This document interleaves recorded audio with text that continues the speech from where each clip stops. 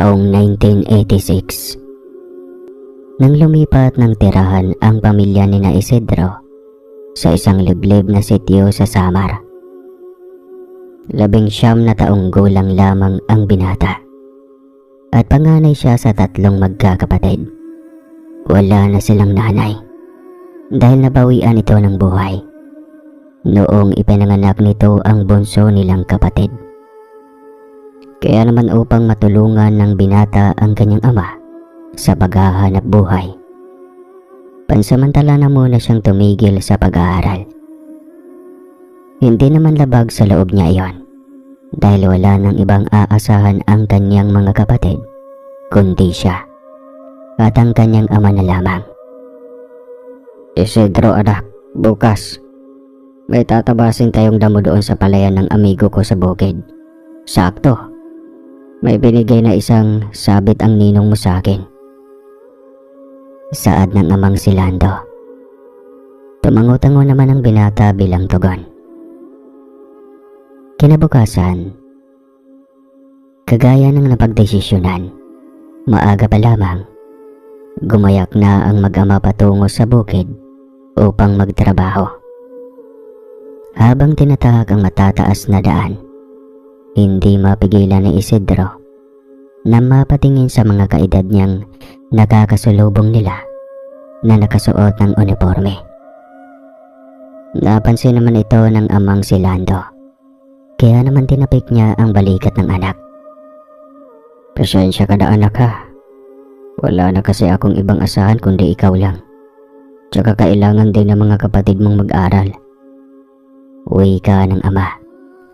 Ngumiti naman si Isidro. Unsa man tay, okay ra oy. Sapat na ang high school nga pinag-aralan ko. Sa susunod na lang ko magbalik sa kolehiyo kung nakaahon na ta. Saad ni Isidro. Ginulo naman ng ama ang buhok nito at inaya ng mabilis na paglalakad. Medyo baguhan pa sila sa lugar na iyon at iba ang kanilang salita. Galing kasi sila ng Negros at napadpad ng Samar. Nang makarating sila sa bukid, kaagad silang nagtampisaw sa putik ng palayan upang magtabas ng mga damo. Sa kabilang dako naman, 2 mata ang mga nakatitig sa mag-ama habang nagtatabas ang mga ito. Tila naramdaman naman ni Isidro ang kakaibang presensya sa paligid. Kaya naman itinigil niya saglit ang ginagawa at lumingalinga. Bakit anak? Anong nangyari? Tanong ng amang si Lando nang mapansin niyang tumigil ang anak sa pagtatabas. Wala tay. Parang may nararamdaman lang ako na nakatitig sa atin. Di ko lang mawari kung ano. Sagot ni Isidro bago itinuloy ang pagtatabas. Kinuha naman ni Lando saglit ang suot niyang saklob na gawa sa dahon ng nipa at saglit ding itinigil ang kanyang ginagawa. Uso ang mga aswang dito nak. Hindi ko lang nabanggit sa iyo noong araw na naglipat tayo. Ayaw ko lang kasi na matakot ang mga kapatid mo eh. Saad ni Lando sa binata.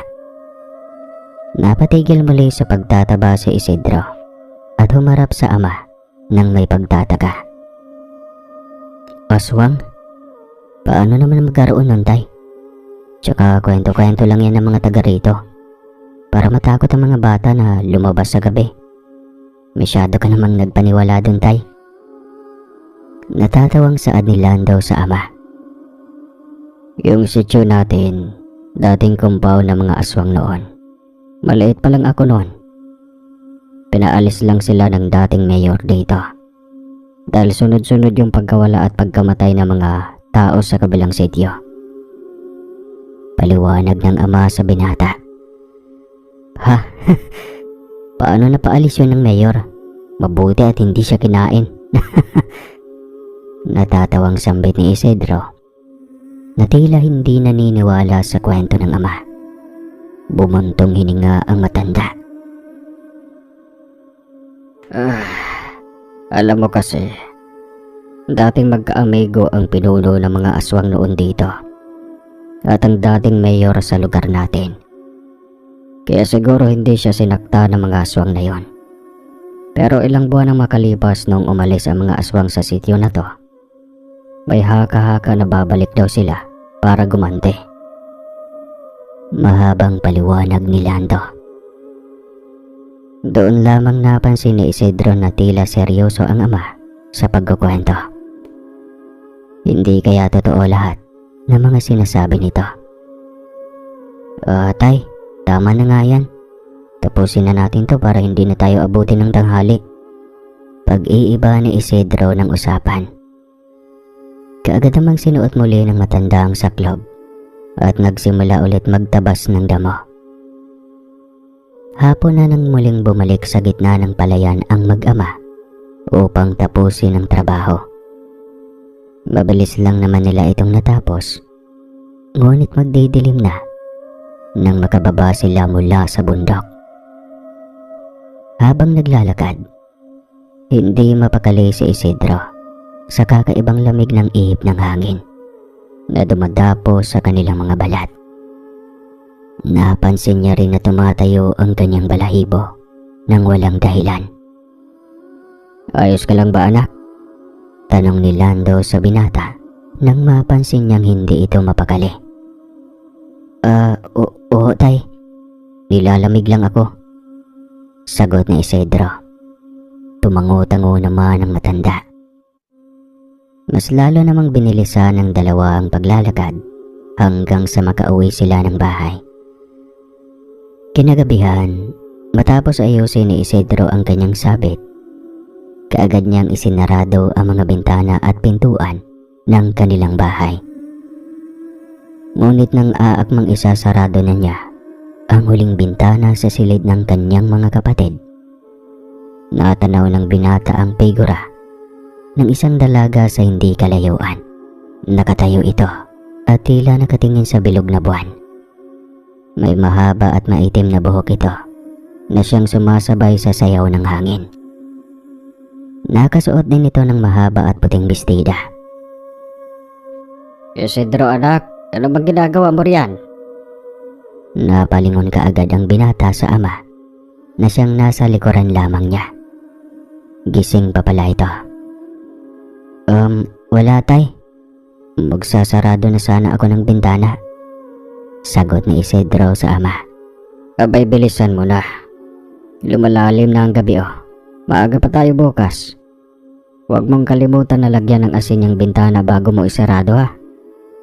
Pagpapaalala ng ama kay Isidro. Nakaagad namang sinunod ng binata. Dali-dali siyang pumunta sa kusina upang kumuha ng asin. Ngunit pagbalik niya sa bintana, hindi na niya muling nakita pa ang figura ng babae. Kinaumagahan, 4:00 pa lamang pasado ng madaling araw, gising na ang binata. Maaga niyang inasikaso ang kanyang mga kapatid na papasok ng paaralan bago ang kanyang sarili. Ngunit habang nag-aasikaso siya sa mga ito, sunod-sunod na katok ang narinig nila mula sa pintuan. Nauna na kasi si Lando sa bukid upang masimulan na ng matanda ang pagtatabas ng damo sa iba pang palayan ng amigo nito. Naiwan lamang si Isidro upang mag-asikaso sa kanyang mga kapatid. Dali-dali namang binuksan ng binatang pintuan at umambad sa kanya ang hangos na si Canor, ang anak ng amigo ng kanyang tatay. Oh, bakit? Anong nangyari sa'yo, Canor? Tanong ni Isidro sa binata. May natagpo ang bangkay doon sa palayan ni Papa. Halika, tignan natin. Sabi ng mga tao, nambibiktima na naman daw ang mga aswang, sagot ni Canor. Napakamot naman ng ulo si Isidro habang natatawa. Ay nako, tinakbo mo pa talaga papunta rito sa bahay para ibalita yan. Baka naman hindi aswang ang may gawa nun, natatawang wika ni Isidro. Hindi, wakwak ang tiyan, labas ang bituka at nawawala ang ibang parte ng lamang loob ng biktima. Halos maubos na nga rin ang dugo nun Dugtong muli ni Canor. Napailing na lamang si Isidro. Matapos siyang asikasuhin ang mga kapatid, kaagad siyang sumama kay Kanor. Dali-dali namang tumungo ang dalawa sa pinangyarihan. Malayo pa lamang sila, amoy na kaagad ni Isidro ang mabaho at malansang amoy mula sa bangkay. Nang makalapit sila, doon lamang naniwala si Isidro na totoo ang lahat ng sinasabi ni Kanor. Wakwak nga ang tiyan ng biktima at halos maubos ang lamang loob nito. Sinasabi ko na nga ba magbabalik na ang mga aswang dito sa sityo eh. Wala na ang dating mayor natin, tiyak maghasik na ng lagim ang mga demonyo na yon. Baka binabawi na nila ang sityo sa atin. Sunod-sunod ang bulong-bulungan na narinig ni Isidro mula sa mga taong nakapaligid rin sa bangkay. Hindi naman maiwasan ng binata ang mapabuntong hininga at kabahan sa mga nangyayari. Noong sumapit na ang magtatanghali, kaagad na sumunod si Isidro sa ama sa bukid. Binalita niya rin sa matanda ang nangyari kaninang umaga. Sinasabi ko na nga ba, iniintay lang nila na bambawian ng buhay ang dating mayor para bawiin nila ang sityo sa mga tao. Saad ni Lando sa anak habang nagtatabas ng damo. Baka hindi aswang ang may gawa nun, tay. Pangungumbinsi ni Isidro sa ama. Kitang-kita mo na nga kung ano ang nangyari sa biktima, hindi ba? Walang ligaw na hayop ang kayang kumain ng ganun, anak. Saad ni Lando sa binata. Bilisan mo na riyan. Huwag na tayong magpaabot ng gabi rito. Yung mga kapatid mo, sunduin mo mamayang hapon. Huwag na huwag kayong magpagabi sa daan. Baka kayo ang sunod na bibiktimahin ng mga aswang na yon. Mahabang dugtong ng ama. Napalunok naman ng sariling laway si Isidro. Hindi niya alam kung bakit gumagapang ang kaba sa kanyang katawan. Pakiramdam niya, naniniwala na ng kusa ang kanyang sarili sa sinasabi ng kanyang ama. Alas 5 na ng hapon nang matapos ang mag-ama sa trabaho. Kaagad naman silang bumaba ng bukid at kagaya ng inutos ni Lando. Dali-daling sinundo ni Isidro ang mga kapatid sa paaralan. Bahagya namang nagulat ang mga ito dahil ngayon lamang sila sinundo ng kuya nila. Salamat kuya, hindi na kami matatakot sa paglalakad pa uwi. Pagpapasalamat ng kapatid niya sa kanya. Ngumiti naman sa Isidro at ginulo nito ang buhok niya. Nagsimula na ngang maglakad ang mga ito at dahil malayo pa ang kanilang bahay, binilisan na lamang ng magkapatid ang paglalakad. Maski kasi sa paaralan, nagkakalat na rin ang mga kwento patungkol sa mga aswang. Madilim na at nasa daan pa rin silang apat. Hindi naman nagpakita ng takot sa Isidro dahil siya ang panganay at hindi dapat niya ipinapakita sa kanyang mga kapatid na medyo natatakot na rin siya dahil sa kakaibang ihip ng hangin na dumadampi sa kanyang katawan. At habang tinatahak ng magkapatid ang madilim na daan, isang malaking anino na tila ibon sa itaas ang nakita ni Isidro. Ngunit ang ipinagtataka niya, malapad, malaki, at tila may napakalaking pakpak ito. Kaya naman kaagad niyang hinatak ang mga kapatid sa isang makapal na damo. Doon sila nagtago hanggang sa nahulog nga ang malaking ibon mula sa itaas. Kitang-kita ng apat na magkapatid ang biglang pagbabago ng anyo nito. Mula sa ibon, naging napakalaking itim na aso ito. Sumingot-singot ang naturang aso. Ngunit nang tumingin ito sa direksyon kung saan sila nagtatago, napapikit na lamang si Isidro habang yakap-yakap ang kanyang tatlong kapatid. Ilang minuto pang makalipas, walang naramdaman ang binata ng kahit anong pag-atake sa kanila. Doon niya rin narinig ang isang sigaw na pamilyar. Dali-daling minulat ng binata ang mga mata at doon, Napagtanto niyang ang ama niyang si Lando ang bumugaw sa naturang nilalang. Kaagad naman silang nagsilabasan sa kanilang pinagtataguan at pumunta sa ama. "Ano pong nangyari, tay?" tanong ni Isidro sa ama. Susunduin ko sana kayo, pero habang naglalakad ako kanina, naaaninag ko yung figura ninyong apat. Nakatayo lang sa medyo madilim na parang inaantay ako. Pero noong lumapit na ako, doon ko lang napagtanto na hindi pala kayo yun. Paliwanag ni Lando sa anak. Naguluhan naman ng kaunti si Isidro. "Ah, ang ibig niyo pong sabihin, may nanggagaya sa amin, tay?" tanong ni Isidro sa ama. Tumango si Lando bilang sagot. Ang mga aswang ay may kakayahang manggaya ng mga tao. Nalaman ko lang na hindi kayo yon kasi baliktad ang refleksyon ko sa mga mata nila. Mabuti na lang at may dala akong pangontra. Kaya ayon, nung sinabuyan ko sila ng asin, nagsibalik sa mga anyo nila.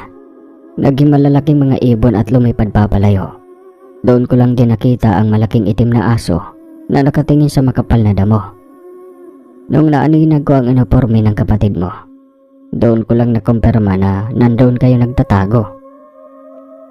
Mahabang paliwanag ni Lando. Doon lamang naniwala si Isidro na totoo talaga ang mga aswang.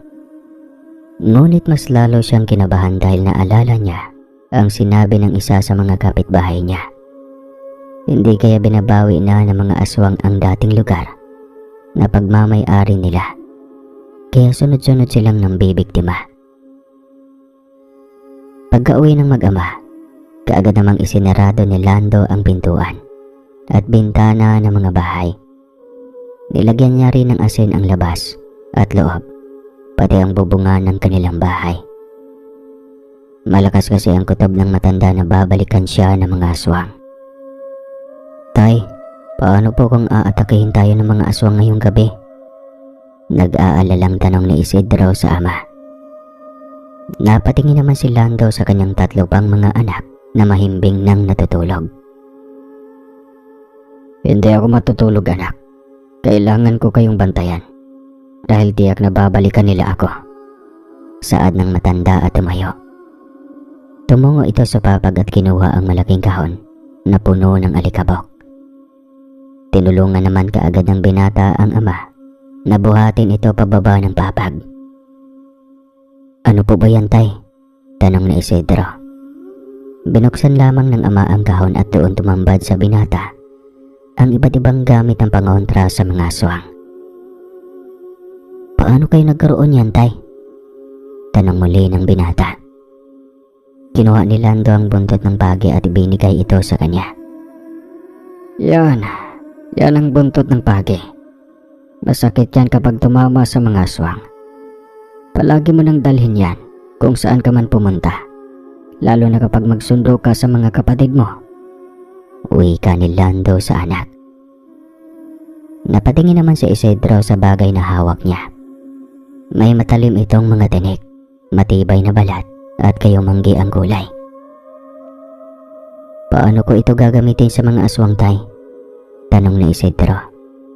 Sasagot na sana si Lando ngunit napatigil sila nang marinig nila ang isang kakaibang hagigting na nanggagaling sa labas ng kanilang bahay. Dali-dali naman kinuha ni Lando ang isa pang buntot pagi sa kahon at nagmatsyag.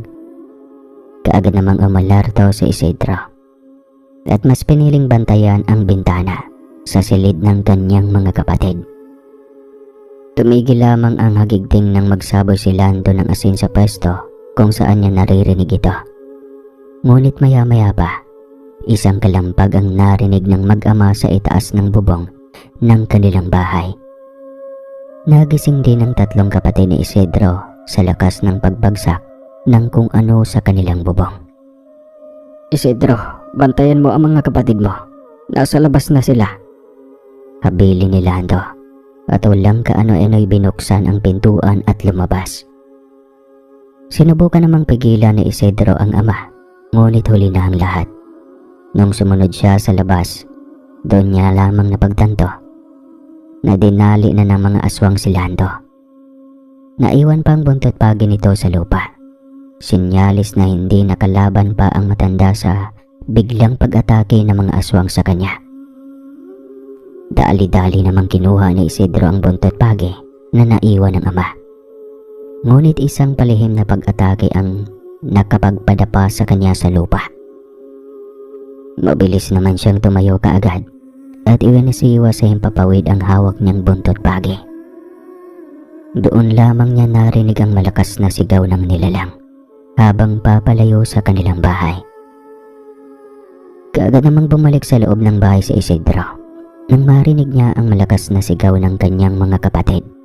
Pagkabalik niya, doon lamang niya napagtanto na muntik nang kuhanin ang bunso nilang kapatid. Mabuti na lamang at may asin sa kanilang bintana, kaya hindi nagtagumpay ang nilalang sa pagkuha sa kanilang bunso. Kinabukasan nang mabalitaan ni Kanor ang nangyari sa pamilya ng binata, dali-dali siyang tumungo sa bahay nito. Marami na rin mga taong nagkukumpulan sa labas ng bahay ng binata.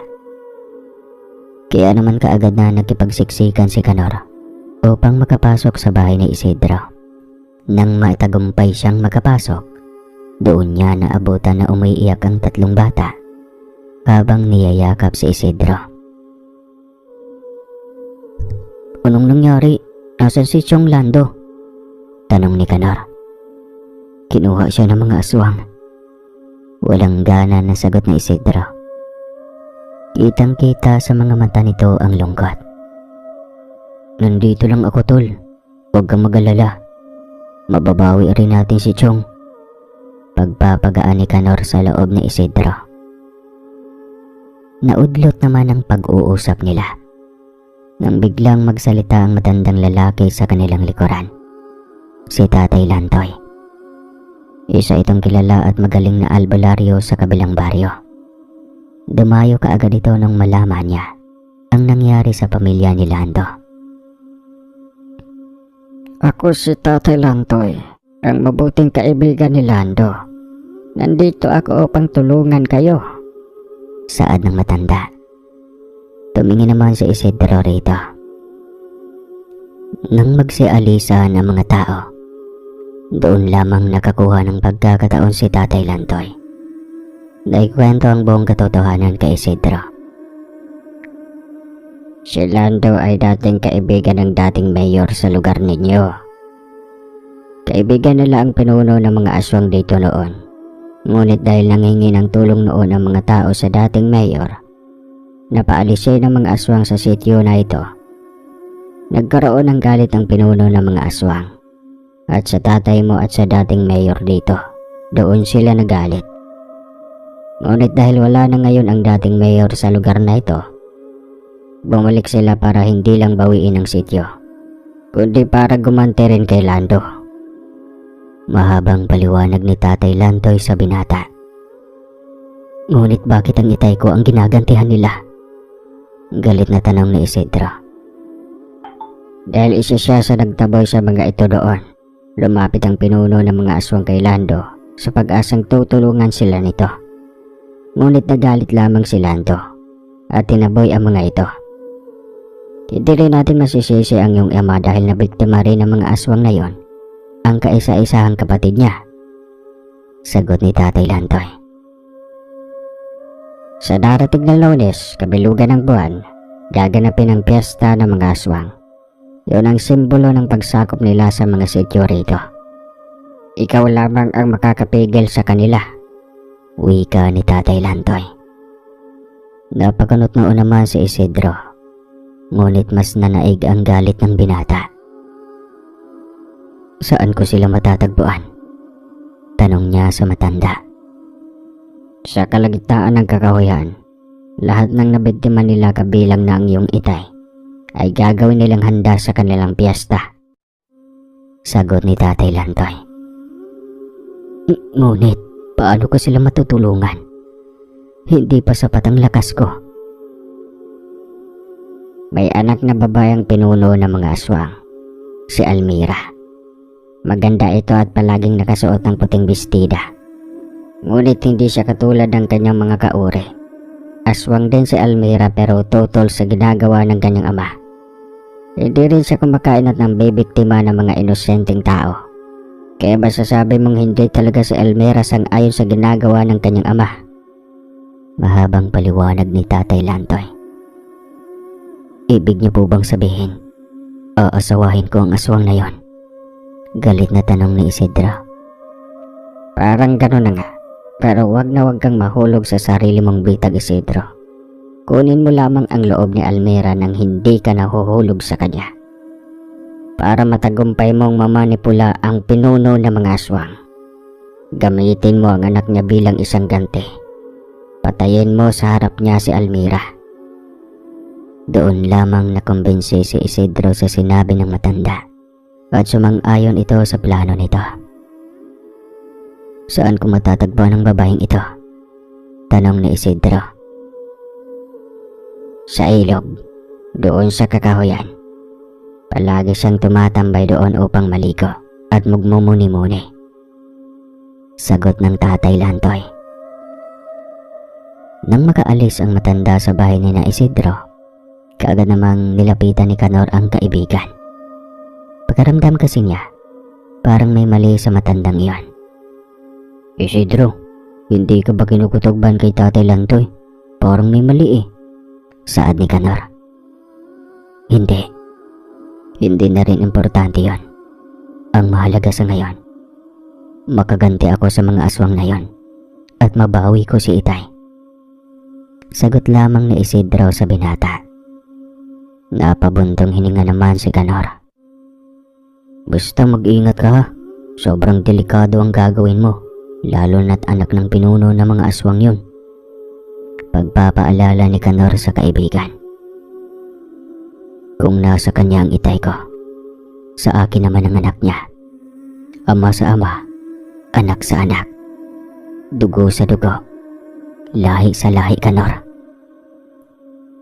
Pag-iit ni Isidro bago inayos ang kanyang mga dadalhin sa kanyang paglalakbay. Nang matapos siya sa pagliligpit, isinukbit niya kaagad ang malaking bag. Martes pa lamang ay may ilang araw pa siya bago dumating ang Lunes, kung saan gaganapin ang piyesta ng mga aswang. Kaya ngayon pa lang gagayak na siya upang makuha ang loob ni Almira. Kanor, sa iyo ko muna ipagkakatiwala ang mga kapatid ko. Pangako, kapag nakabalik kami ni Itay ng ligtas, tatanawin kong utang na loob ito. Uy ka ni Kanor habang nakahawak sa balikat ng binata. Huwag kang mag-alala. Akong bahala sa mga kapatid mo at isa pa, tulong ko na ito sa inyo. Saad ni Kanor. Tumango naman si Isidro at nagpaalam sa kanyang mga kapatid bago tuluyang umalis.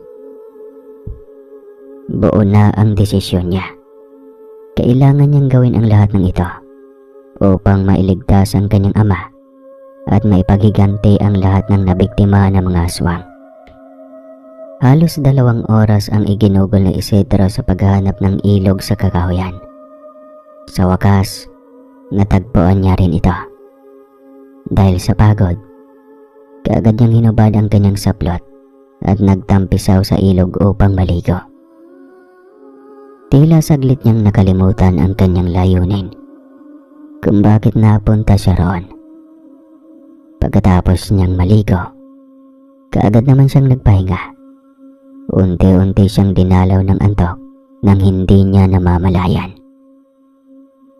Nagising na lamang ang binata sa sunod-sunod na mahinang sampal na dumapo sa kanyang pisngi. Doon lamang niya napagtanto na ginigising pala siya ng isang maganda at maladiwatang babae. Ito na si Almira. Dali-dali naman siyang napabalikwas at kaagad na damistan siya sa dalaga. Nagtataka lamang itong nakatingin sa kanya.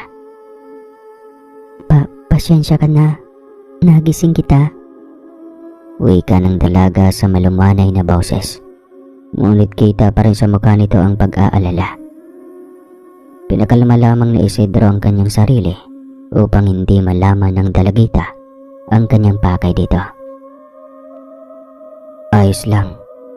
Tanging sagot ng binata at muling bumalik sa pag-upo. Bago ka lang sa lugar na ito? Tanong ni Almira at umupo sa malaking bato. Nakaharap lang ng inuupuan ni Isidro. Tumango lamang ang binata bilang tugon. Ngayon lang kasi kita nakita rito eh. Ako nga pala si Almira. Palagi akong tumatambay dito. Pagpapakilala ng dalaga at inilahad niya ang kamay niya. Hindi naman nagdadalawang isip ang binata na makipagkamay dito. Ngunit nang magdikit ang kanilang mga kamay, nakaramdam kaagad si Isidro ng tila kakaibang kuryenteng dumadaloy sa kanyang katawan. Ano palang pangalan mo? Tanong ni Almira sa binata. Umiling-iling naman kaagad si Isidro at nagpakilala. Ako si Isidro. Nandito ako upang maglakbay at libutin ang buong Samar. Pagsisinungaling ng binata sa kanyang layunin. Natawa naman ng bahagya si Almira sa pag-akalang ito ay biro lamang. Grabe ka naman. Libutin mo talaga itong Samar. Ang laki kaya nito? Saad ni Almira. Ngunit nang makita niya ang seryosong mukha ni Isidro, napawi kaagad ang kanyang ngiti. At bigla na lamang siyang nakaramdam ng hiya. Pasensya ka na. Akala ko talaga nagbibiro ka. Wika ni Almira sa binata. Ngumiti naman ng bahagya si Isidro.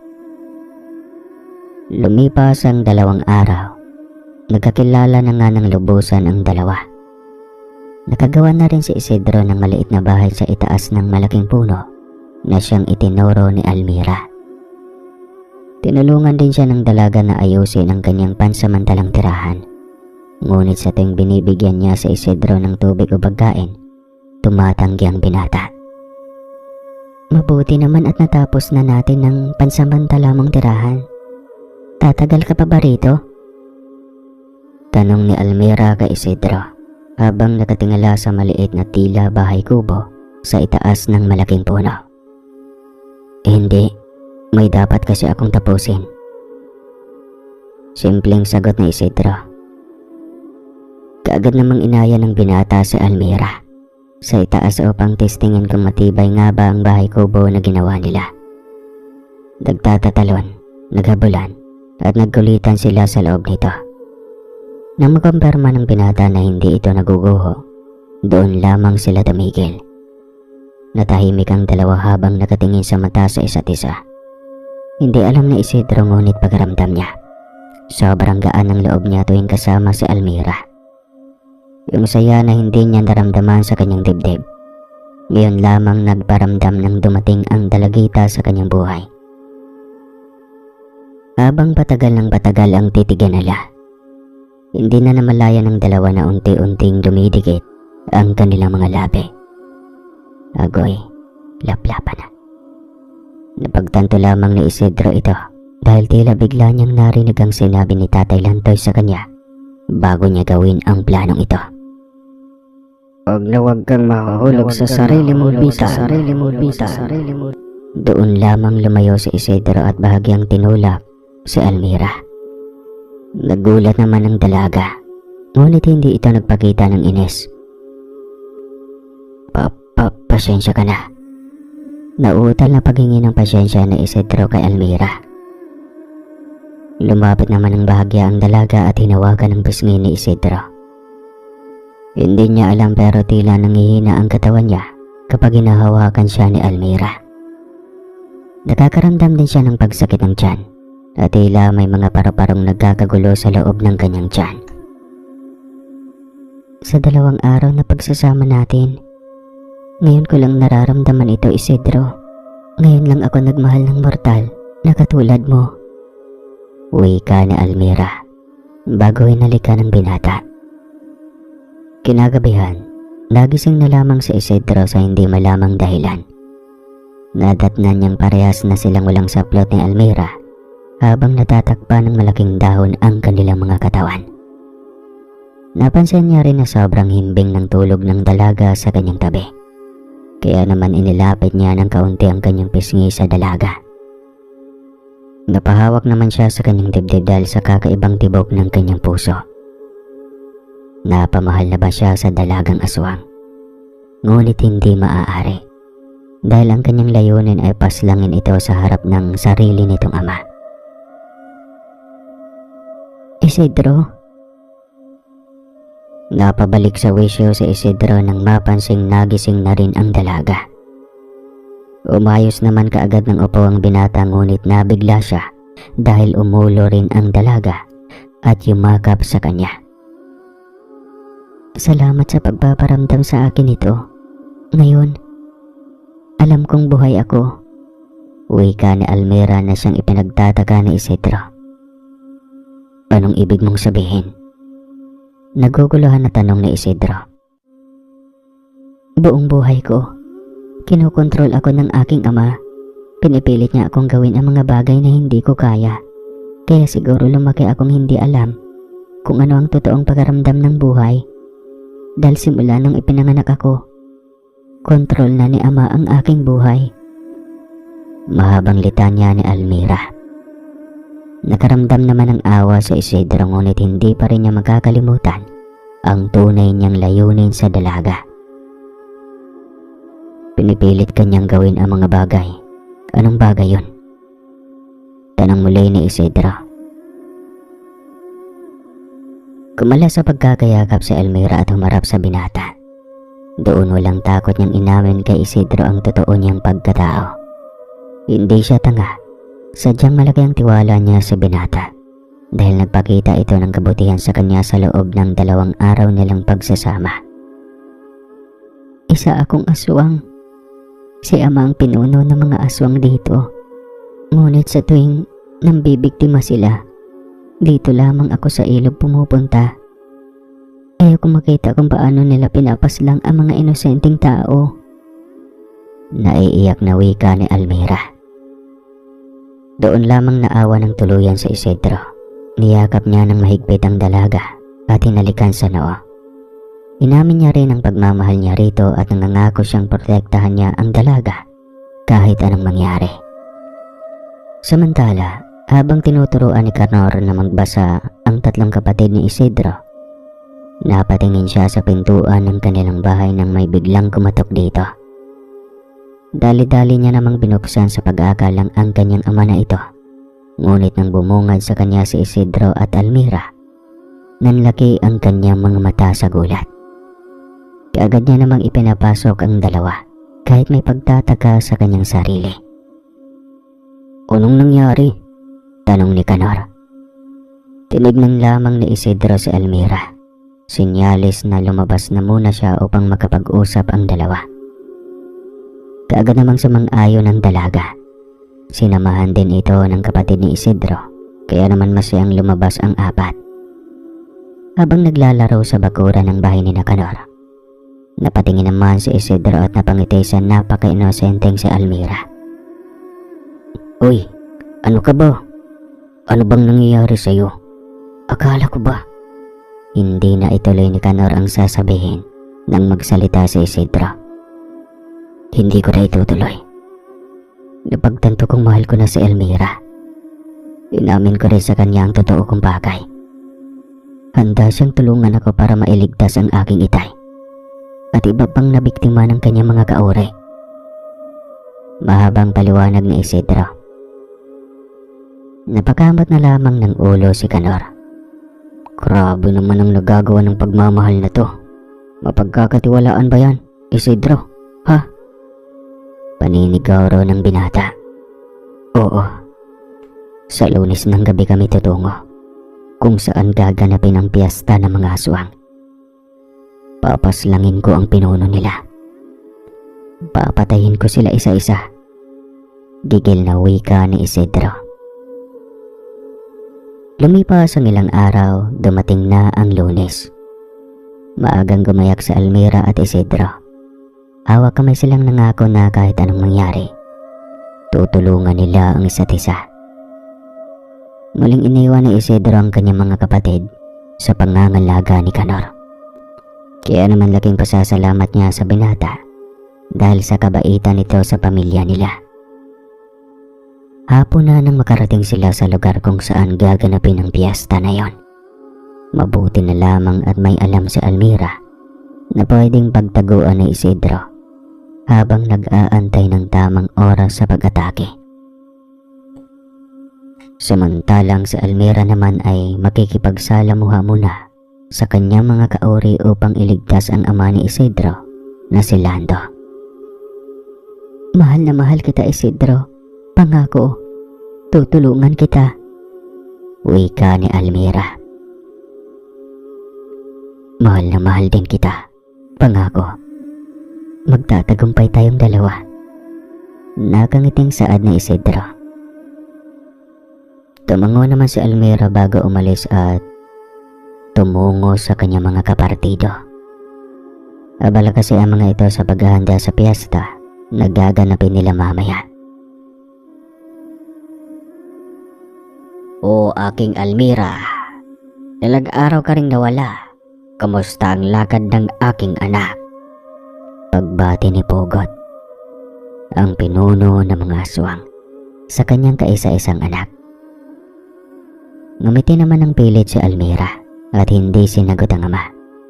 Kagaya ni Isidro, napag-utusan din siya na paslangin ang natitirang pamilya ni Lando.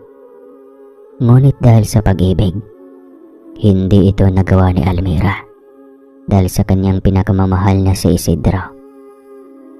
Ang aking mga kapartido, malapit na ang kapiyastahan nating mga aswang. Gusto kong lahat tayo ay masaya sa kabilugan ng buwan na to. Dahil tuwing sasapit ang dilim, unti-unti na nating sakupin ng buong kabaryuhan dito. Anunsyo ni Pugot sa kanyang partido. Yumuko na lamang si Almira at dali-daling tumungo sa kulungan kung saan nakakulong ang lahat ng mga bitag ng kanyang ama. Kung hindi siya nagkakamali, lahat ng mga ito ay gagawing handa kapag hindi nila nailigtas ni Isidro ang mga ito. Pakawalan niyo kami rito.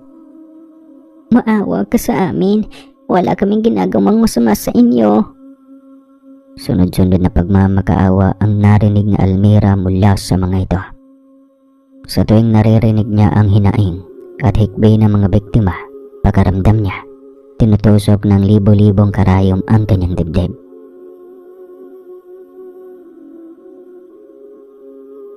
Almira, hindi ba ikaw si Almira? Napatingin si Almira sa matandang lalaki na tahimik na nakaupo sa sulok. Ako si Lando.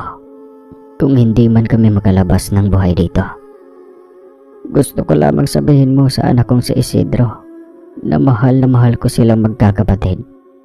Alam ko marami akong pagkukulang. Naniniwala akong mabait kang bata, Almira. Hindi ka katulad nila.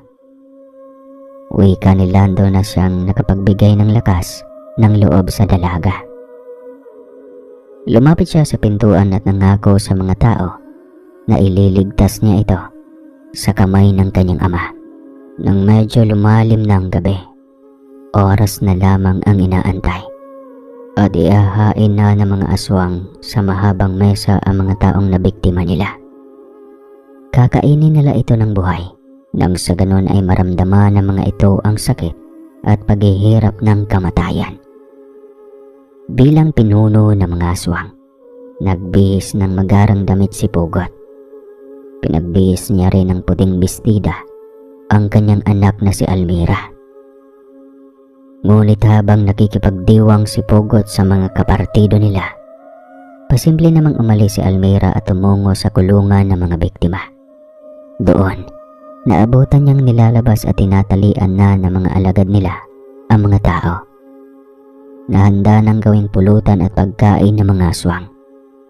Rinig niya rin ang pagmamakaawa at ang hikbi ng mga ito habang nagpupumiglas na wag silang talian at paslangin. Umalis kayo rito, utos ni Almira sa mga alagad. Nagtingin na naman ang tatlong lalaki. Ngunit hindi na nagpatumpik-tumpik pa ang dalaga.